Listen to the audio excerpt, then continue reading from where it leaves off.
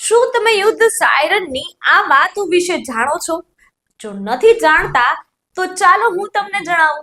Siren 2 થી 5 કિલોમીટરની range સુધી સાંભળી શકાય છે. અવાજમાં ચક્રીય પેટર્ન હોવાથી ધીમે ધીમે અવાજ વધુ મોટો થાય પછી ઘટીને થોડી મિનિટો સુધી ચાલુ રહે છે. યુદ્ધ સાયરન 120 થી 140 ડેસિબલનો અવાજ કરે છે.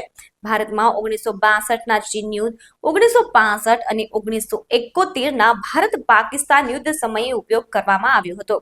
સાયરન વાગ્યા પછી 5 થી 10 મિનિટની અંદર તમારે સલામત સ્થળે પહોંચી જવાનું હોય છે.